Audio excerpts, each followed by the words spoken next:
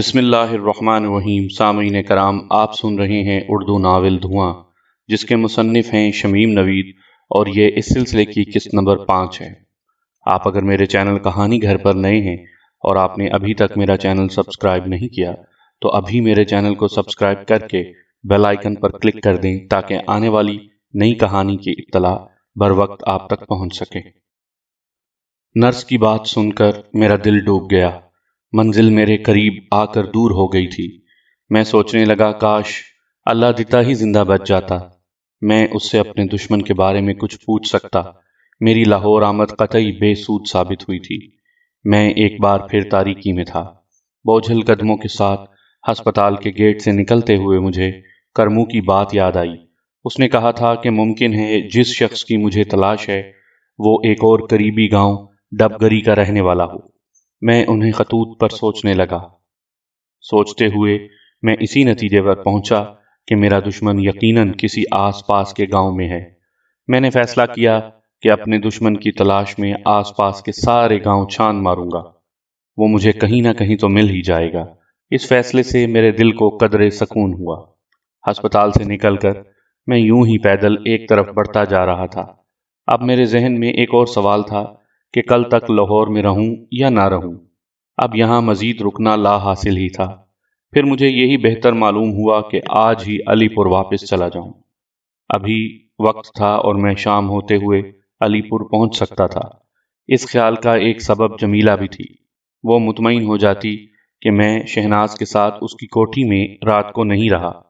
اخلاقاً مجھے شہناز کو اپنی واپسی سے مطلع کرنا چاہیے تھا، اس لیے میں نے گلبرگ کے لیے ایک رکشہ لیا۔ وہاں پہنچ کر مطلوبہ کوٹھی تلاش کرنے میں مجھے زیادہ دشواری نہیں ہوئی۔ رکشہ کا کرایہ ادا کر کے میں کوٹھی کے گیٹ کی طرف بڑھا ہی تھا کہ اچانک گیٹ کھلا اور ایک جیپ باہر نکلی۔ میں اچھل کر ایک طرف نہ ہو جاتا تو یقیناً جیپ کے نیچے آ گیا ہوتا۔ میری نظر جیپ کی ڈرائیونگ سیٹ کی طرف اٹھی تو شہناز کو دیکھا۔ وہ اس وقت سرخ ساڑی پہنے ہوئے تھی۔ چند قدم آگے جا کر جیپ رک گئی اور پھر ریورس میں میری طرف بڑھی۔ شہناز نے یقیناً مجھے دیکھ لیا تھا۔ تم بہت جلدی واپس آ گئے؟ جیپ رکتے ہی شہناز مجھ سے مخاطب ہوئی۔ آؤ بیٹھ جاؤ، میں شاپنگ کے لیے جا رہی ہوں۔ نہیں، میں دراصل تم سے یہ کہنے آیا تھا کہ مجھے یہاں جو کام تھا وہ ہو گیا۔ اب میں واپس علی پور جا رہا ہوں۔ تم بیٹھو تو صحیح جیپ میں۔ اس کی آواز میں جھنجھلاہٹ آ گئی۔ بس میں ہی دھکے کھانے کا شوق ہے تو میں تمہیں بس سٹینڈ پر چھوڑ دوں گی۔ مجبوراً مجھے جیپ میں سوار ہونا پڑا۔ میرے بیٹھتے ہی اس نے جیپ آگے بڑھا دی۔ اس نے کوئی عمدہ قسم کی غیر ملکی خوشبو لگا رکھی تھی جو مجھے مسحور کیے ہوئے تھی۔ لاہور آ کر یہاں گھومے پھرے بغیر واپس جانا میرے نزدیک سراسر حماقت ہے۔ تم ایک نوجوان ہو، کیا تمہارے اندر کسی بوڑھے کی روح حلول کر گئی ہے؟ معلوم نہیں تم کس مٹی کے بنے ہوئے ہو۔ تم جو چاہے کہو اور جو چاہے سمجھو، مگر میں آج ہی علی پور واپس جاؤں گا، میں نے فیصلہ کن لہجے میں کہا۔ اور میں تمہیں نہ جانے دوں تو؟ وہ ایک ادا سے بولی۔ سرخ ساڑی میں اس کا حسن واقعی غضب ڈھا رہا تھا۔ میری جگہ کوئی اور نوجوان ہوتا اس کے دام حسن میں ضرور آ جاتا۔ عجیب زبردستی ہے، میں زیر لب کہنے لگا۔ تم مجھے کیوں نہیں جانے دو گی؟ بس میری مرضی، اور میں اپنی مرضی کا مالک ہوں۔ پھر تمہیں کل میری بات کا جواب بھی تو دینا ہے۔ میں نے تمہیں کل ہی تک کی تو مہلت دی ہے نا۔ اگر میں آج اور اسی وقت جواب دے دوں تو مجھے علی پور جانے دو گی؟ زندگی بھر کا فیصلہ اتنی عجلت میں نہیں کیا جاتا، سمجھے؟ اگر ایسا کرو گے تو اس سے بڑی کوئی حماقت نہیں ہوگی۔ بہتر یہی ہے کہ مہلت سے فائدہ اٹھاؤ۔ اس نے مجھے نصیحت کی۔ پھر اس نے جو کہا تھا وہی کر دکھایا۔ مجھے اس نے علی پور واپس نہیں جانے دیا۔ پہلے اس نے شاپنگ میں خاصی دیر لگائی، اس کے بعد وہ مجھے ساتھ لیے ایک پکچر ہاؤس میں گھس گئی۔ وہاں ایک انگریزی فلم لگی ہوئی تھی جو صرف بالغوں کے لیے تھی۔ کوئی اور فلم بھی تو دیکھی جا سکتی تھی، میں نے فلم کے نیم اریاں پوسٹر کی طرف دیکھتے ہوئے کہا۔ وہاں مجھے شہناز کے سوا کوئی اور عورت نظر نہیں آ رہی تھی۔ کیوں، کیا تم بچے ہو؟ وہ ٹکٹ ونڈو کی طرف بڑھتے ہوئے کہنے لگی۔ آس پاس اور لوگ بھی موجود تھے، میں ان کی موجودگی میں تماشا بننا نہیں چاہتا تھا، اس لیے خاموش ہو گیا۔ جب شہناز ٹکٹ لے رہی تھی تو میں ٹکٹ ونڈو کی دوسری جانب بیٹھے ہوئے شخص کے چہرے پر حیرت کے آثار دیکھ رہا تھا۔ شاید اس حیرت کا سبب یہ تھا کہ پورے پکچر ہال میں اس فلم کی ٹکٹ لینے والی یہ واحد عورت شہناز ہی تھی۔ فلم کے پوسٹر سے میں نے اندازہ لگا لیا تھا کہ وہ فلم بطور خاص میڈیکل کے طلباء کے لیے بنائی گئی تھی۔ اس کا موضوع تخلیق آدم تھا۔ شہناز نے باکس کا ٹکٹ لیا تھا۔ میں بہرحال بامجبوری اس کے ساتھ باکس میں جا بیٹھا، جہاں میرے اور اس کے سوا تیسرا کوئی فرد نہیں تھا۔ فلم میں کئی ایسے مناظر آئے کہ میں نے نظریں نیچی کر لیں، مگر شہناز پوری دلچسپی سے فلم دیکھتی رہی۔ میرے نزدیک اس فلم میں انجوائے کرنے کو کچھ نہیں ہے، مجھے تو گھن آ رہی ہے۔ بالآخر میں نے اکتا کر کہا، تم بور کر رہے ہو مجھے۔ اگر واقعی تمہیں گھن آ رہی ہے زندگی کے حقائق سے تو یہ بڑی حیرت کی بات ہے۔ اگر تم نے اپنا رویہ نہ بدلا تو میں فلم ادھوری چھوڑ کر اٹھ جاؤں گی، اور یہ بہت مناسب ہوگا۔ میں نے فوراً کہا، تم کسی پتھر سے کم نہیں ہو، چلو اٹھو۔ وہ اٹھتے ہوئے بولی۔ میں بھی اس کی تقلید میں کھڑا ہو گیا۔ پکچر ہاؤس کے قریب ہی ایک اچھا ہوٹل تھا۔ شہناز نے وہاں جیپ روک دی۔ اس ہوٹل میں کھانا کھانے کے دوران میں مجھے جمیلہ سے کیا ہوا وعدہ یاد آیا کہ میں شہناز کی کوٹھی میں رات نہیں گزاروں گا۔ یہی سوچ کر میں نے اس سے کہا، شہناز مجھے مغل پورے چھوڑ دینا۔ وہ کس خوشی میں؟ اس نے تیوریاں پر بل ڈال کر دریافت کیا۔ میں اس دوران میں بہانہ سوچ چکا تھا، سو فوراً بولا، میں نے گاؤں جاتے ہوئے اپنے ایک دوست سے وعدہ کیا تھا کہ اب لاہور آیا تو تمہارے ہی گھر ٹھہروں گا، رات اس کے گھر گزار لوں گا تو وہ خوش ہو جائے گا اور میرا وعدہ بھی وفا ہو جائے گا۔ کیوں، کیا میں تمہاری دشمن ہوں، دوست نہیں؟ اور کیا تمہارے نزدیک میری خوشی کی کوئی اہمیت نہیں؟ وہ قدری تنزیہ لہجے میں بولی۔ پھر اس نے خود ہی فیصلہ سنا دیا، سنو، میں نے تمہیں تمہارے کسی دوست کی خوشی کے لیے نہیں روکا، تم کہیں نہیں جاؤ گے، اور اگر میں تمہاری بات ماننے سے انکار کروں، مجھے اس کی زبردستی پر غصہ آنے لگا تو اس کا نتیجہ بہت برا نکلے گا۔ تم یہ رات پھر اپنے دوست کے ساتھ نہیں بلکہ حوالات میں گزارو گے۔ تم دھمکی دے رہی ہو مجھے؟ اگر تم اسے صرف دھمکی سمجھ رہے ہو تو میری بات سے انکار کر کے دیکھ لو، تمہیں خود معلوم ہو جائے گا کہ…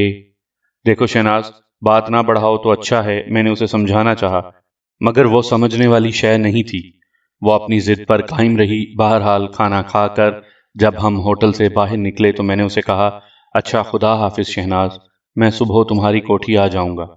میں آگے بڑھنے ہی والا تھا کہ اس نے میرا ہاتھ سختی سے پکڑ لیا اور جنونی انداز میں بولی، اگر تم ایک قدم بھی آگے بڑھے تو میں کپڑے پھاڑ کر شور مچانا شروع کر دوں گی کہ تم نے مجھ پر مجرمانہ حملہ کیا ہے۔ ایک طرف تمہیں مجھ سے محبت کا دعویٰ ہے، دوسری طرف تم مجھے ذلیل و رسوا کرنے کی دھمکی دے رہی ہو۔ میں اس تضاد کو نہیں سمجھ سکا۔ میری آواز میں شکست خوردگی تھی۔ میرے نزدیک یہ بھی محبت ہے۔ چلو بیٹھو جیپ میں، شہناز کے لہجے میں حکم تھا۔ مرتا کیا نہ کرتا کہ مصادق مجھے اس کے حکم کی تعمیل کرنا ہی پڑی۔ ویسے تم مجھ پر جبر کر کے اچھا نہیں کر رہی، میں بولا۔ اس نے جیپ سٹارٹ کرتے ہوئے کہا، محبت اور جنگ میں سب کچھ جائز ہوتا ہے، مجھے اپنے اچھے برے کی فکر نہیں۔ کوٹھی پہنچ کر مجھے وہاں صرف ایک ملازم نظر آیا۔ اسی نے کوٹھی کا پھاٹک بھی کھولا تھا۔ شہناز نے گیٹ کھولنے کے بعد ہی اسے کہہ دیا تھا کہ اب بھی اپنے کوارٹر میں چلے جاؤ۔ وہ ملازم گیٹ اندر سے بند کر کے بائیں جانب چلا گیا تھا۔ شہناز مجھے اپنے ساتھ لیے ہوئے عمارت کی طرف بڑھنے لگی تھی۔ عمارت کے اندر سناٹا طاری تھا، جیسے وہاں کوئی اور نہ ہو۔ تم تو مجھے بتا رہی تھی کہ یہاں تمہاری فرم کا مینیجر رہتا ہے، میں نے شہناز کو مخاطب کیا۔ میں نے یہاں پہنچتے ہی کہہ دیا تھا کہ کل تک کے لیے کہیں اور رہنے کا بندوبست کر لے۔ دفتر میں اسے میں نے فون کر دیا تھا، وہ اسی لیے دفتر سے لوٹ کر یہاں نہیں آیا۔ اکیلا آدمی ہے، وہ کہیں بھی ایک رات گزار لے گا۔ اس کے اس شہر میں کئی قریبی عزیز موجود ہیں۔ دراصل میں یہ نہیں چاہتی تھی کہ ہماری خلوت میں کوئی مخل ہو۔ آخری الفاظ ادا کرتے ہوئے اس کے ہونٹوں پر معنی خیز مسکراہٹ آ گئی۔ وہ کوٹھی خاصی بڑی تھی اور میرے سونے کے لیے کسی دوسرے کمرے کا بندوبست بھی ممکن تھا، مگر شہناز نے ایسا نہیں کیا۔ اسی کمرے میں مجھے بھی سونا پڑا جہاں شہناز کا بیڈ تھا۔ سونے سے قبل اس نے مجھے ایک اور حیرت میں مبتلا کیا۔ اس نے سگریٹ نوشی شروع کر دی اور مجھے بھی پیشکش کی، جو میں نے سختی کے ساتھ مسترد کر دی۔ پھر میں نے محسوس کیا کہ وہ نشے کی آڑ میں مجھ سے کچھ زیادہ ہی بے تکلف ہونے کی کوشش کر رہی ہے۔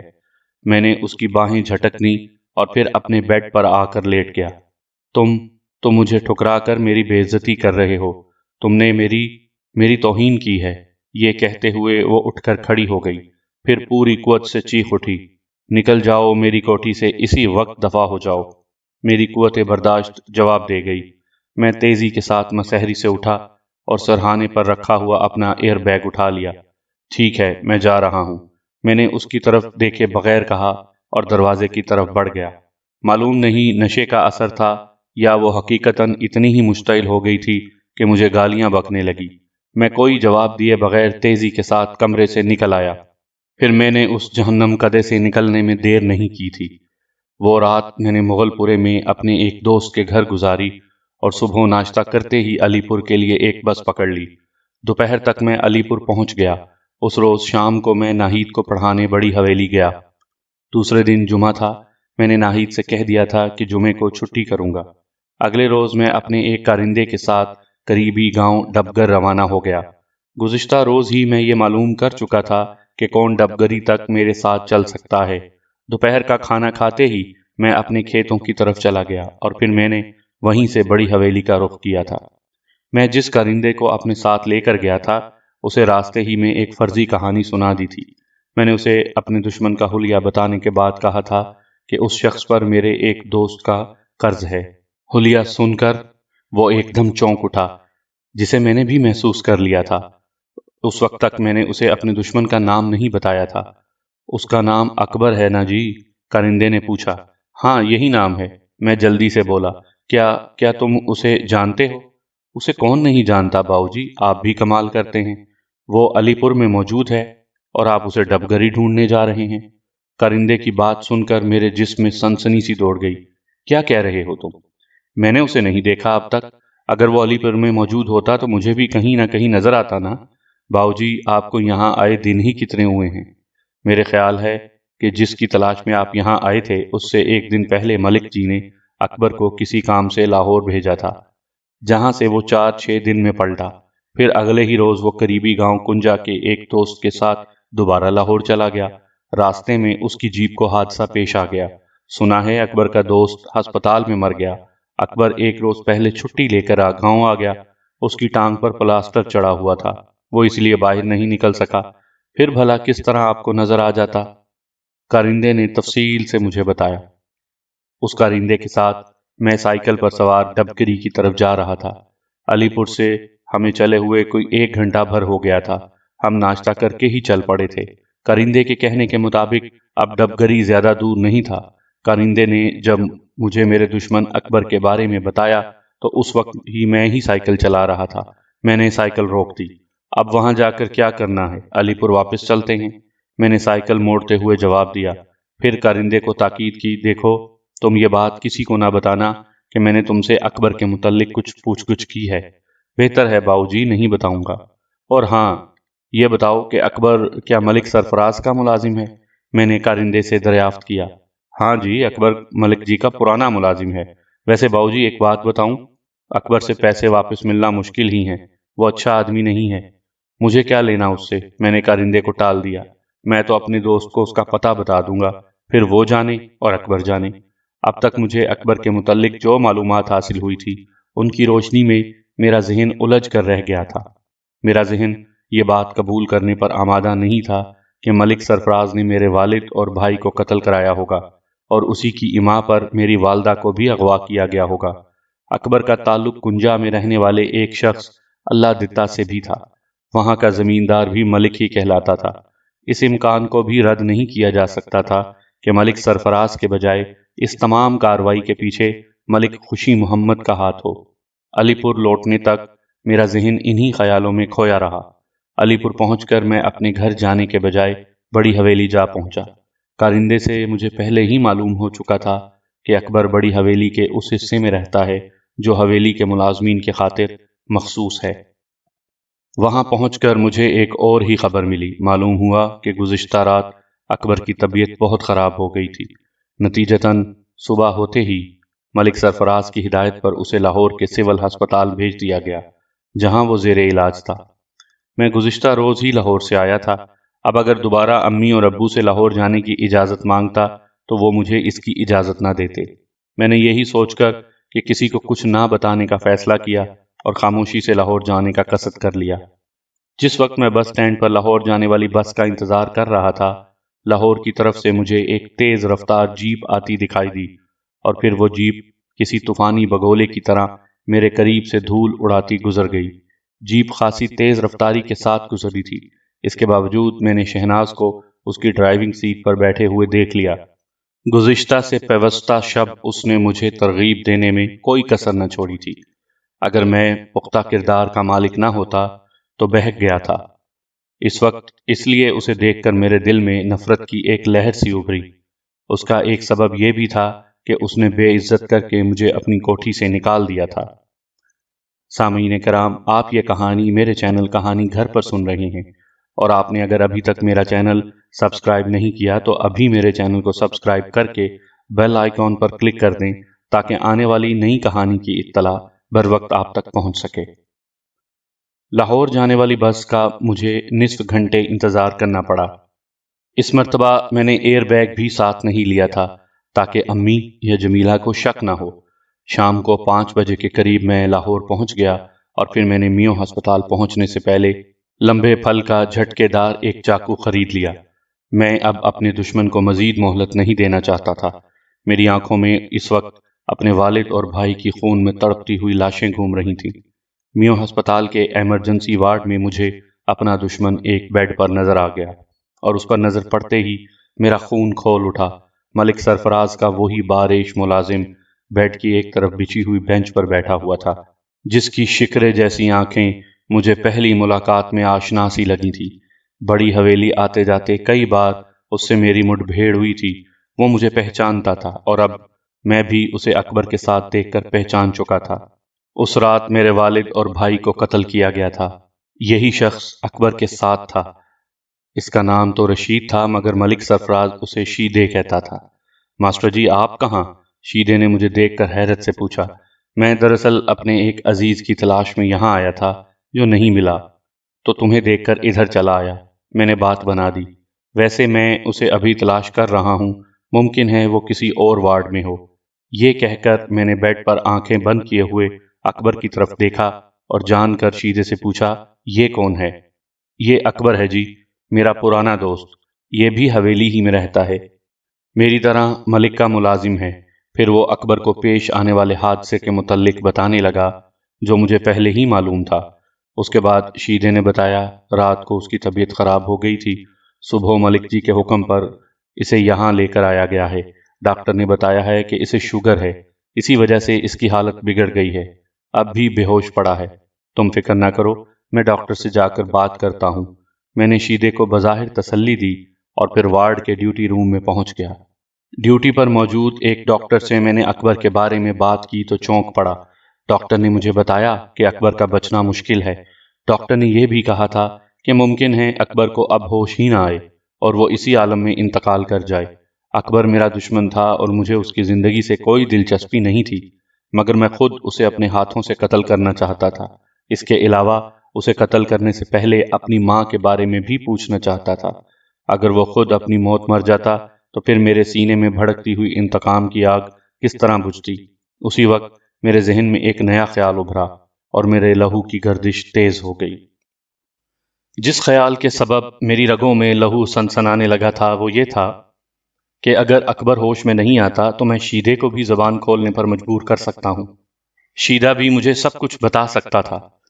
شیدہ مجھے ان سوالوں کے جواب دے سکتا تھا کہ میرے والد اور چھوٹے بھائی کو کیوں قتل کیا گیا، میری ماں کو کس کے اشارے پر اغوا کر کے کہاں لے جایا گیا، میری ماں اب کہاں تھی اور اب تک زندہ بھی تھی یا نہیں، خود مجھے بھی وہ لوگ کیوں قتل کرنا چاہتے تھے۔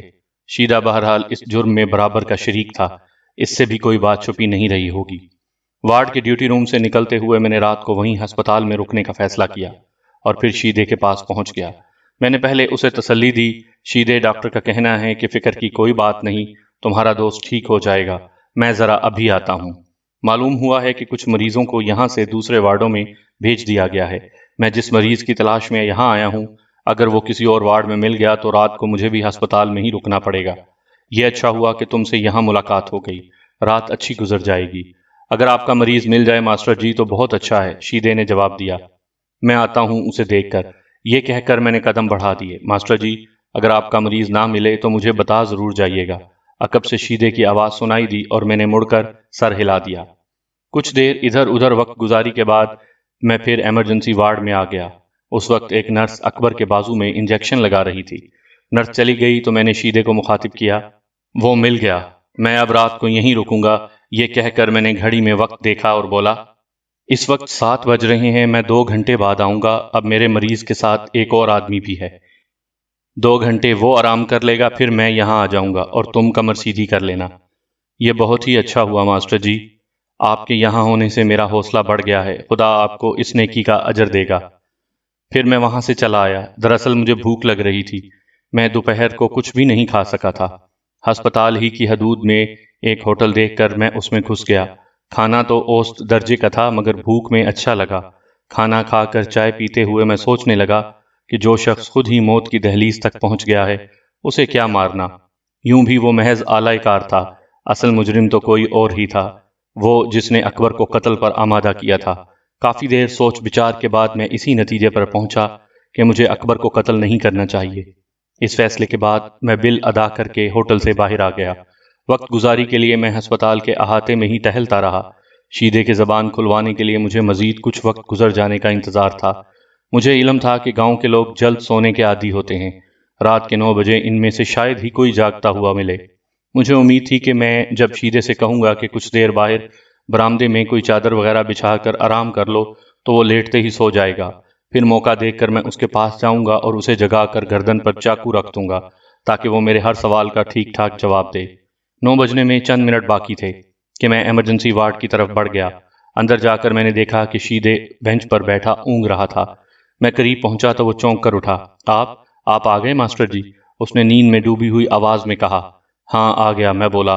اب تم کوئی کپڑا لے کر ادھر باہر برآمدے میں چلے جاؤ، وہاں اندھیرا کافی ہے، میں تمہیں 12 بجے جگا دوں گا۔ شیدہ تو جیسے یہی سننے کا منتظر بیٹھا تھا، فوراً اٹھ کھڑا ہوا۔ اس سے پہلے اس نے بیڈ کے برابر نیچے رکھی ہوئی کپڑوں کی ایک پوٹلی کھول کر برآمدے میں بچھانے کے لیے ایک میلی سی چادر نکال لی تھی۔ شیدہ برآمدے میں جا کر لیٹ گیا اور میری نظریں بے ہوش اکبر کے چہرے پر جم گئیں۔ یہی وہ شخص تھا، سفاک شخص جس کی گردن پر میرے بے گناہ والد اور معصوم بھائی کا قتل تھا۔ میرے دل میں اس کے خلاف شدید نفرت پیدا ہونے لگی۔ میرا جی چاہنے لگا کہ اس نے جس طرح میرے والد کے سینے میں چاقو اتارا تھا اسی طرح میں اس کے سینے میں چاقو اتاروں۔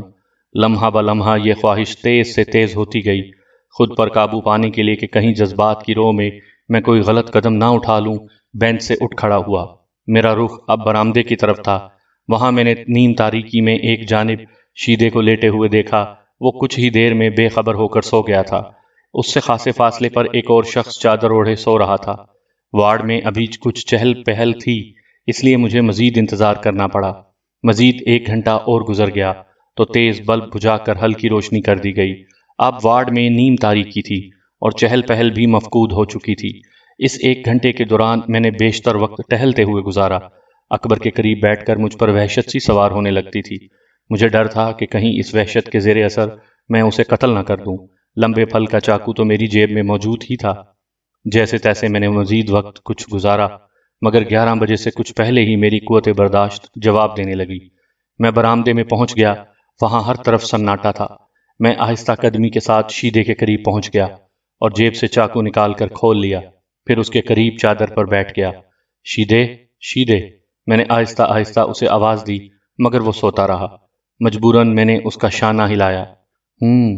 اس نے کسمسا کر کروٹ بدلنا چاہی مگر میں نے اسے دوسری طرف کروٹ لینے سے روک دیا۔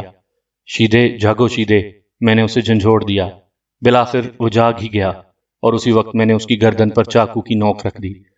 کون ہو تم؟ شیدہ نیم تاریکی اور غنودہ ذہن کے سبب مجھے پہچان نہ سکا۔ میں تمہاری موت ہوں، میں غرایا۔ اگر تم چاہتے ہو کہ میں یہ چاقو تمہاری گردن میں نہ اتاروں تو میرے سوالوں کے جواب دینے پر تیار ہو جاؤ۔ ماسٹر جی، تم ہو ماسٹر جی؟ اس نے مجھے پہچان ہی لیا۔ پھر ذرا ہی دیر میں موت کے خوف نے شیدے کو زبان کھولنے پر مجبور کر دیا۔ شیدے، مجھے جو کچھ معلوم ہوا ہے اس نے میرے سینے میں انتقام کی آگ کو مزید بھڑکا دیا ہے۔ اب میں اپنے اصل دشمن کو پہچان چکا تھا۔ میرے والد اور بھائی کے قتل کا اصل ذمہ دار ملک سرفراز تھا۔ میری ماں اس کی بہن تھی۔ میری ماں کا قصور یہ تھا کہ اس نے ایک کم حیثیت مزارے سے محبت کی تھی اور وہ مزارہ میرا باپ تھا۔ میرے والدین کو خبر تھی کہ اگر وہ گاؤں ہی میں رہے تو کبھی ان کی محبت کو منزل نہیں ملے گی۔ وہ اسی لیے ایک رات خاموشی کے ساتھ علی پور سے فرار ہو کر وزیر آباد پہنچ گئے۔ وزیر آباد میں میرے والد کا ایک عزیز دوست رہتا تھا، وہیں انہوں نے شادی کر لی۔ میرے والد کو علم تھا کہ ملک سرفراز ان کا پیچھا ضرور کرے گا، اور یہی ہوا۔ ملک سرفراز کو معلوم ہو چکا تھا کہ دو محبت کرنے والے اب ایک ہو چکے ہیں۔ اپنے دوست کی مدد سے میرے والد والدہ کو ساتھ لے کر کسی طرح وزیر آباد سے جان بچا کر بھاگنے میں کامیاب ہو گئے۔ اسی دوران میں ملک سرفراز نے میرے والد کے ماں باپ کو قتل کروا دیا اور ان کی ہم شکل جڑواں بہن کے ساتھ زبردستی اپنا نکاح پڑھوا لیا۔ اس طرح ملک سرفراز اپنی دانست میں میرے والد سے انتقام لے رہا تھا۔ اگر میرے والد نے اس کی بہن سے شادی کر لی تھی تو اس نے میرے والد کی بہن سے نکاح کر لیا تھا، حالانکہ اس کی پہلی بیوی بھی موجود تھی۔ ملک سرفراز کے شکی القلب کارندے اکبر، شیدے اور دوسرے لوگ گاؤں گاؤں میرے والد کو تلاش کرتے رہے۔ میرے والد ان سے بچنے کے لیے مسلسل بھاگتے رہے۔ انہیں علم تھا کہ موت ان کے تعاقب میں ہے۔ میرے والد کے قتل سے چند روز پہلے ملک سرفراز کو اطلاع ملی کہ میرے والدین اب دونوں بیٹوں کے ساتھ جہلم کے ایک گاؤں میں سکونت پذیر ہیں۔ ملک سرفراز نے اس اطلاع کی تصدیق کرائی، پھر ایک رات اکبر اور شیدے کو گاؤں روانہ کیا۔ ان دونوں کو یہ حکم دیا گیا تھا کہ میرے والد، مجھے اور میرے چھوٹے بھائی کو قتل کر دیا جائے اور میری والدہ کو اغوا کر کے علی پور لے آیا جائے۔ سو اکبر اور شیدے نے یہی کیا۔ وہ صرف مجھے قتل کرنے میں ناکام رہے، جس پر انہیں ملک سرفراز نے بہت ڈانٹا۔ میری والدہ کو ذہنی اذیت و کرب میں مبتلا کرنے کے لیے ملک سرفراز نے بتایا کہ تمہارے شوہر اور دونوں بیٹوں کو قتل کر دیا گیا ہے۔ اکبر اور شیدے نے یہ تصدیق بھی کرا دی۔ نتیجتاً اسی روز شدید صدمے کے زیر اثر میری والدہ نے حویلی کے پرانے کنویں میں چھلانگ لگا کر خودکشی کر لی۔ ملک سرفراز کا ارادہ انہیں سسکا سسکا کر مارنے کا تھا، کیونکہ انہوں نے خاندان کی عزت کو خاک میں ملا دیا تھا، مگر ان کی خودکشی نے ملک سرفراز کی یہ ناپاک حسرت پوری نہ ہونے دی۔ شیدے نے مجھے یہ بھی بتایا کہ بہت عرصے تک گاؤں گاؤں میری بھی بہت تلاش کی گئی، مگر میرا کوئی سراغ نہیں ملا۔ اب میں جان چکا تھا کہ ملک سرفراز مجھے کچھ اپنا سا کیوں لگا تھا۔ وہ بہرحال میرا ماموں تھا۔ اس کے علاوہ اب یہ بات بھی میرے لیے کوئی معمہ نہیں رہی تھی کہ وہ اپنی دوسری بیوی یعنی ناہید کی ماں پر انتہائی تشدد کیوں کرتا تھا۔ ناہید میری پھپھو زاد بھی تھی اور ماموں زاد بھی۔ میرے والد سے اس کی یقیناً شکل اسی لیے ملتی ہوگی کہ میرے والد ناہید کی والدہ جڑواں بھائی بھی تھے اور ہم شکل بھی تھے۔ سارے پردے اٹھ چکے تھے اور اب صرف ملک سرفراز کی آنکھوں میں پردہ اٹھنا باقی تھا۔ اصل مجرم کیونکہ وہی تھا، اس لیے میں نے اسے قتل کرنے کا فیصلہ کر لیا تھا۔ میں نے طے کر لیا تھا کہ ملک سرفراز کو قتل کرنے سے پہلے اسے ضرور بتاؤں گا کہ میں کون ہوں اور اسے کیوں قتل کر رہا ہوں۔ شیدے کو میں نے تاکید کی تھی کہ اگر اس نے زبان کھولی تو اسے زندہ نہیں چھوڑوں گا۔ شیدہ یوں بھی اب جرم و گناہ کی راہ چھوڑ چکا تھا۔ اس نے خدا اور قرآن کی قسم کھا کر مجھے یقین دلایا تھا کہ وہ کسی کو کچھ نہیں بتائے گا، ہرچند کہ میں خود اپنی زبان سے شیدے کو یہ نہیں بتایا تھا کہ میں اس سے یہ ساری باتیں کیوں پوچھ رہا ہوں اور یہ کہ میں کون ہوں، مگر وہ سمجھ گیا تھا اور میرے استفسار کرنے پر اس نے اعتراف بھی کر لیا تھا۔ ظاہر ہے کہ اس خونی رات کے بارے میں میرے سوا کسی اور کو کس طرح کچھ علم ہو سکتا تھا۔ سب کچھ معلوم ہونے کے بعد اب صبح کا انتظار تھا۔ اس رات کا ایک ایک لمحہ میرے لیے عذاب بن گیا۔ صبح ہونے سے کچھ پہلے اکبر نے دم دے دیا۔ یقیناً اس کی قسمت میں میرے ہاتھوں قتل ہونا نہیں لکھا تھا۔ میں شیدے کو اکبر کی لاش پر آب دیدہ چھوڑ کر وارڈ سے باہر آ گیا۔ رات کے وقت بھی وہ ہوٹل کھلا ہوا تھا۔ صبح کے انتظار میں اور کچھ کھانے پینے کی غرض سے میں ہوٹل میں گھس گیا۔ کچھ وقت ہوٹل میں گزارنے کے بعد میں اٹھ کھڑا ہوا۔ میں نے بل پہلے ہی ادا کر دیا تھا۔ اب صبح کے آثار کچھ نمایاں ہونے لگے تھے۔ میں ہسپتال کے احاطے میں نکل آیا۔ علی پور جانے والی پہلی بس کے لیے مجھے تقریباً 1 گھنٹہ انتظار کرنا پڑا۔ 9 بجے کے قریب میں علی پور پہنچ گیا۔ گاؤں میں داخل ہو کر میں اپنے گھر کی جانے کے بجائے ملک سرفراز کی حویلی کی طرف بڑھا۔ وہاں تک پہنچنے کے لیے مجھے چودھری افضل کے گھر کے سامنے سے گزرنا پڑتا، کیونکہ وہ راستے میں آتا تھا، اور یقیناً میری بدقسمتی کا یہی لمحہ تھا کہ جب میں چودھری افضل کے گھر کے سامنے پہنچا تو شہناز نے مجھے دیکھ لیا۔ وہ ظالم معلوم نہیں کہاں جانے کے لیے اپنے گھر سے نکل رہی تھی۔ اس نے آواز دے کر مجھے روک لیا۔ شہناز، میں اس وقت ایک ضروری کام سے جا رہا ہوں، پلیز مجھے جانے دو، میں نے اس سے نرمی کے ساتھ کہا۔ اس وقت تک وہ میرے قریب پہنچ چکی تھی۔ ایسی تیسی تمہارے ضروری کام کی، وہ کسی بفری ہوئی شیرنی کی طرح بولی۔ پہلے ادھر چلو، اس نے میرا ہاتھ پکڑ لیا۔ کل سے سارے گاؤں میں تمہاری تلاش ہو رہی تھی، مگر کیوں؟ میں الجھتے ہوئے ذہن کے ساتھ بولا۔ میں اس کے غصے کا مطلب نہیں سمجھ سکا تھا۔ ابھی معلوم ہو جائے گا تمہیں، اندر تو چلو، وہ میرا ہاتھ کھینچتے ہوئے کہنے لگی۔ برداشت کی بھی ایک حد ہوتی ہے۔ میں نے ایک جھٹکے سے اپنا ہاتھ چھڑا لیا۔ شہناز جھٹکے کی وجہ سے دور جا کر گری۔ اسی کے ساتھ اس نے چیخ چیخ کر اپنے ملازموں کو آوازیں دینا شروع کر دیں۔ میں اس کی پرواہ کیے بغیر آگے بڑھ گیا، مگر ابھی کچھ ہی دور چلا تھا کہ شہناز کے کئی ملازموں نے مجھے گونتھ لیا اور واپس لے جانے لگے۔ واپسی میں گھر کے صدر دروازے پر میں نے چودھری افضل کو بھی کھڑے دیکھا۔ میں ملازموں کی گرفت سے آزاد ہونے کے لیے زور آزمائی کرنے لگا، مگر ظاہر ہے وہ گاؤں کے رہنے والے تھے، شہر کے بال نہیں تھے جو مجھے آسانی سے چھوڑ دیتے۔ سامعین کرام، آپ سن رہے تھے اردو ناول دھواں، جس کے مصنف ہیں شمیم نوید، اور یہ اس سلسلے کی قسط نمبر 5 تھی۔ امید ہے آپ کو میری یہ کاوش بھی پسند آ رہی ہوگی۔ آپ نے اگر ابھی تک میرا چینل سبسکرائب نہیں کیا تو ابھی میرے چینل کہانی گھر کو سبسکرائب کر کے بیل آئیکن پر بھی کلک کر دیں تاکہ آنے والی نئی کہانی کی اطلاع بر وقت آپ تک پہنچ سکے۔